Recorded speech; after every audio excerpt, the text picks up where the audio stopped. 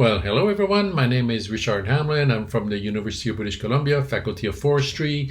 I'm a forest pathologist, and I'm delighted to talk to you today about genomic tools for tree pathogen detection and surveillance, something that I'm passionate about, and I hope you're going to enjoy this presentation. So forest health specialists face challenges. It's been forever, really, but the ability to identify a pathogen when you see a symptomatic tree has always been challenging. There's just so many things that can kill a tree or a seedling that you really need to be skilled in order to be able to do that. And even the most skilled people, there's some things that you just can't identify. So this kind of need for rapid and accurate identification for pests and pathogens at different life stages has been a need for a long time.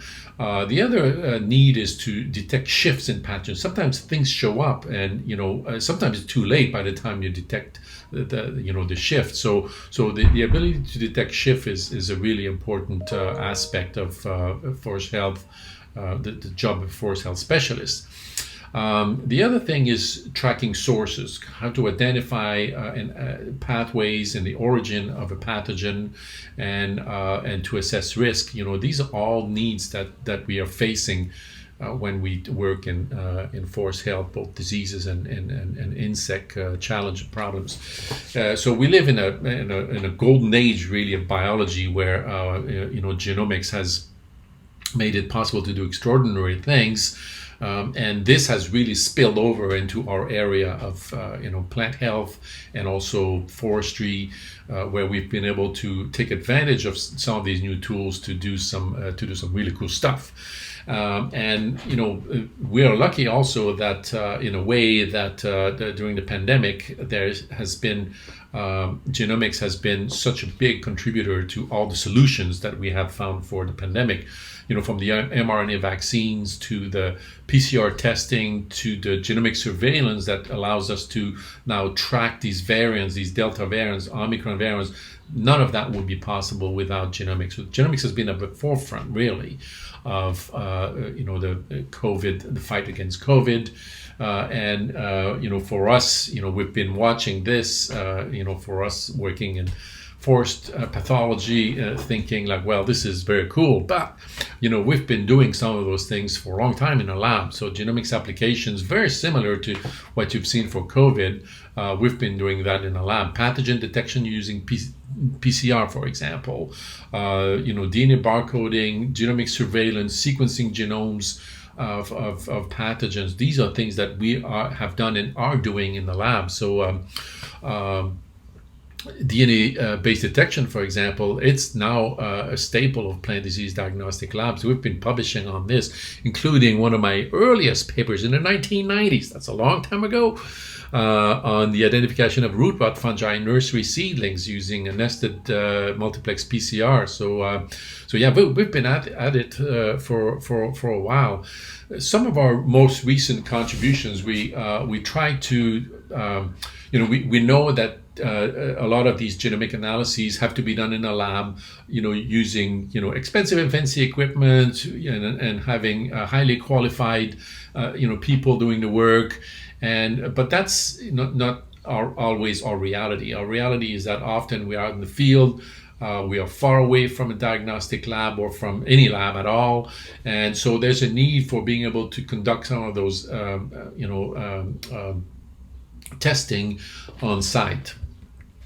So we've developed and published a method that allows us to do that, and I believe that you've had a demo from Nico, using a kit that you can actually use for DNA testing right in the field. And this is me here, with my lab bench, which is a Douglas fir stump, and everything that you see on that stump is all I need to conduct a PCR experiments. Everything needs in a backpack.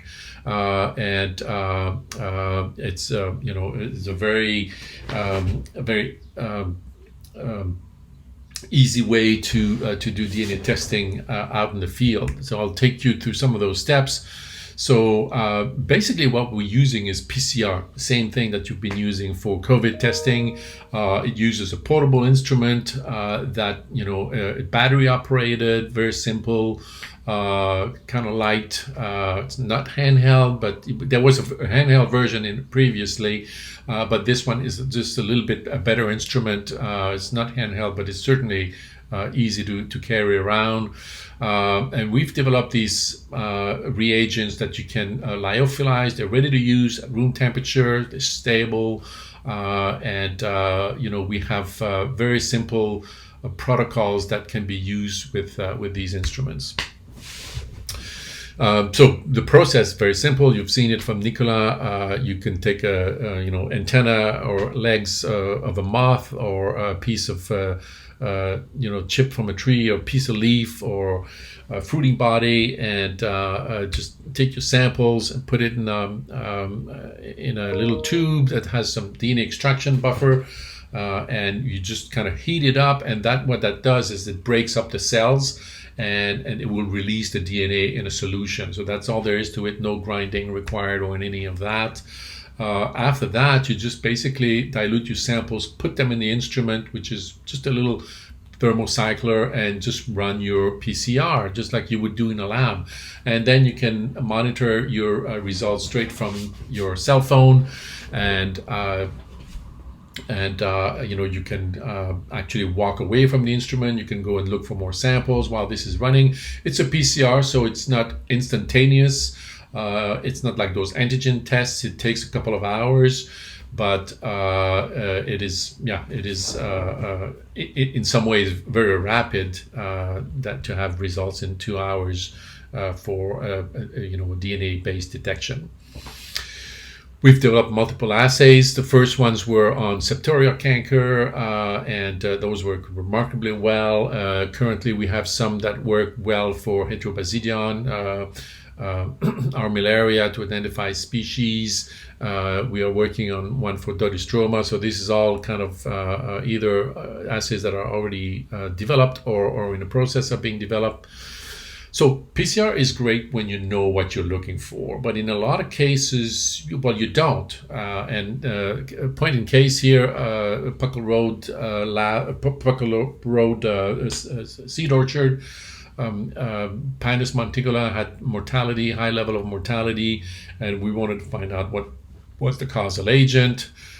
Did a bunch of cultures from infected tissues and so on.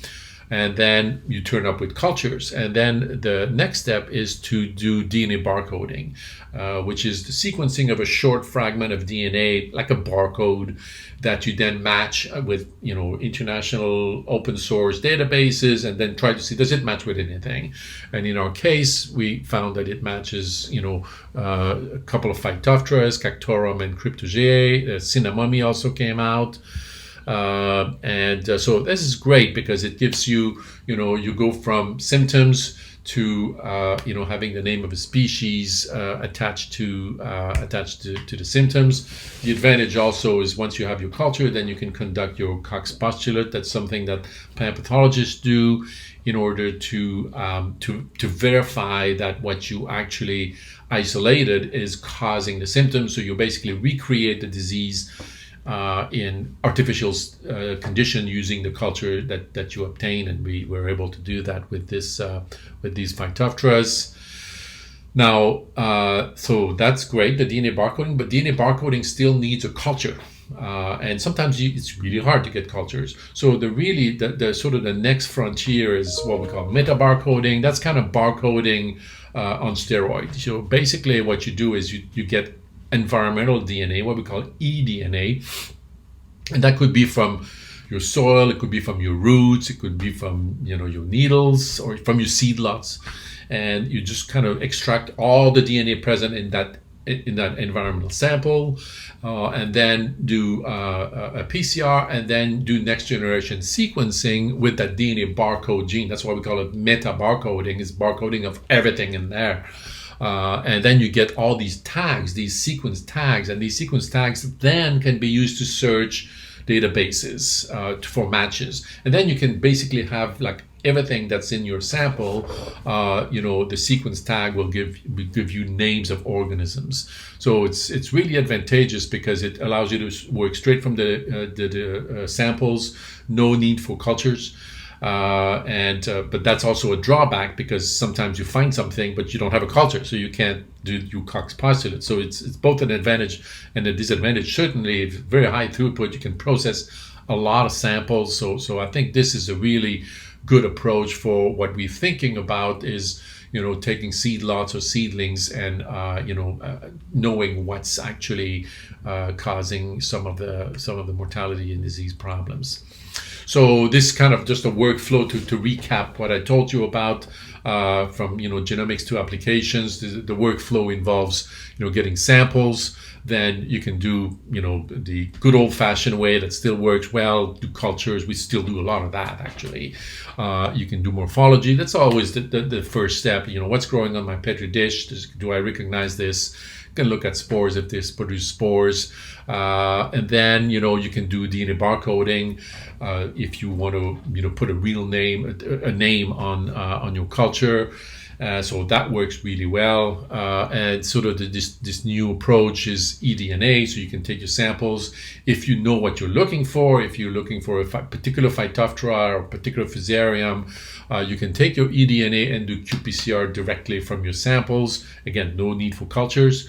Or you can do this metabarcoding. That's where if you don't know, your seedlings are dying, you don't know what's doing the killing. This metabarcoding is a really powerful new approach. So this is the workflow. Now I want to tell you a little bit about some of the work we did with Dave Colotello and Vipin, and of course Nicola was driving all of this work. We wanted to identify what species of Fusarium do we have in the seeds that have been collected from spruce, pine, and Douglas fir. And in order to put a name on them, we did DNA barcoding. So we obtained all the cultures from Vipin and put the names on those Fusarium. And you can see here we have a really nice breakdown, most of them at the species level, with some of them that are more more abundant, like Oxysporum, for example, Avanaceum, and Sporotrichioides. So these are the more abundant ones. So this is great because it gives us sort of a database of sequences. Actually, we've got sequences now for those species of Fusarium that we can use to develop some of our PCR assays. And the first thing we wanted to do is we wanted to have a PCR that captures all of the Fusarium. And, so this was relatively easy with those lists that we had. And so we tested with 3 different types of extractions. So first, just take the seeds. We got seeds from Dave that were infected. We knew that they had Fusarium, extracted straight from the seeds. And you can see that this number here is what we call a CT value. That basically, if this number is less than 40, it's because you have a positive, so because you have some Fusarium. So 32 means you have some Fusarium in there. If it's more than 40, then you get an A because you don't detect anything. This here, the last column, is actually it's a control. It's actually a plant gene. It's a gene that amplifies all the plants. So we can use it to tell us from a seed lot, we should actually get an amplification because it's a plant.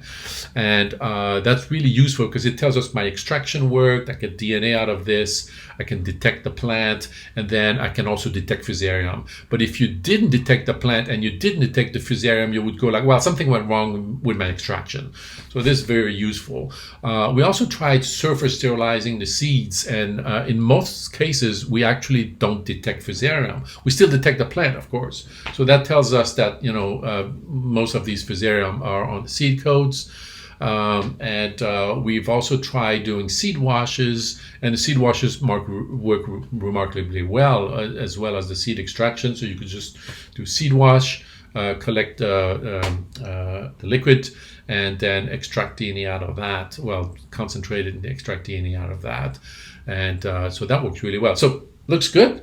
But then we obtained more seeds from Dave Colotello with different levels of infection of Fusarium. And you can see here the result are kind of I mean, it's kind of all over the place. So I was expecting sort of a linear correlation that the more fusarium was detected by plating, the more we would detect it by DNA identification of fusarium, and it doesn't seem to be the case. I mean, it's all over the place. So we're not super satisfied with that. But then we did a second round of tests where we looked at fungi present in those seedlets. Well, it turns out there's a lot of fungi in all those seedlets. They may not all be fusarium, but there's fungi everywhere, including in the ones that are 0% fusarium. They still get a lot of fungi in there. So what we think at this stage is possibly we have this cross reaction when you try to get this capture all the fusarium. You go too broad. Your net captures too many different species and taxa. These are just kind of our first crack at it. The good news is, we can detect fusarium from infected seed. The bad news is that it doesn't seem to correlate that well currently with quantity, with the abundance of fusarium. So we need to sort that out. We also think that, the next step would be to design assays specific to those fusaria that are actually the one problematic ones, or the ones that we think are more associated with seed germination failure. And that would make for a better PCR assay, more specific than these broad, general assays. So I think all very promising, but at this stage, more work needs to be done. So I think this is my last slide, and I'd like to thank you all for listening. It's been a pleasure, and I hope to see many of you in person in the near future. So enjoy the rest of your meeting. Bye.